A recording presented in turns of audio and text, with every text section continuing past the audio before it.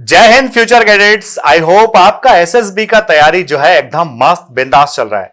प्यारे बच्चों, SSB interview के दौरान जब आपके पर्सनल इंटरव्यूज कंडक्ट होते हैं, वहां पर कई सारे क्वेश्चंस के जो आंसर्स होते हैं आप जानबूझ करके गलत दे देते हो। आपको पता भी नहीं चलता है कि आपने इस क्वेश्चन का आंसर गलत कर दिया।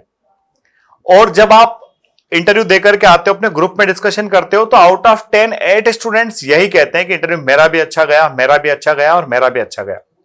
बट कुछ क्वेश्चंस ऐसे हैं जिनके जवाब आपको डिफेंसिव तरीके से नहीं देना होते हैं। आपको उनके आंसर्स जो है बिल्कुल क्लियरिटी के साथ देने होते हैं। जैसे कि समटाइम्स बच्चे से पूछा जाता है कि आपने जो है एनसीसी क्यों नहीं लिया।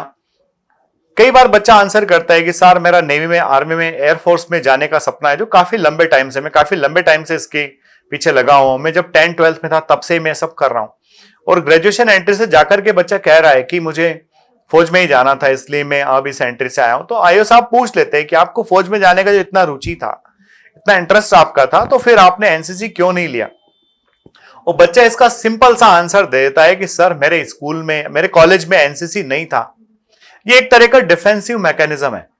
आप हर जगह अगर इस तरह से डिफेंसिव खेलोगे, आपसे पूछेगा आपके ग्रेजुएशन में परसेंटेज कम क्यों थे, आपने फिर आंसर चिपका दिया sir it was Covid period, I couldn't perform well.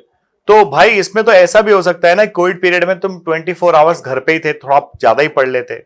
आपके कॉलेज में अगर एनसीसी नहीं था तो आप जो है अपने प्रिंसिपल और क्लास टीचर से लिखवा सकते थे और आप अपने पास के किसी कॉलेज में जहां एनसीसी था वहां पर जाकर के फॉर्म सबमिट कर देते, तो वहां से आपको एनसीसी मिल जाता। तो आपको ये सारे सवालात जो हैं इनके ठीक ठाक से आंसर प्रिपेयर करना है।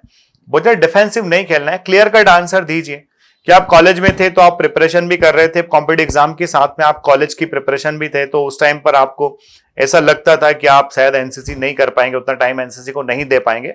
जो हकीकत है थोड़ा सा वो सोचिए और वो एक्चुअल रियलिटी वाले आंसर के साथ साथ कुछ अपनी बातें जोड़ करके फिर अपने आप को रिप्रेजेंट कीजिए, ताकि आप रियल लगोगे, नेचुरल लगोगे, कहीं भी आपका फेक पर्सनालिटी बाहर नहीं आएगा।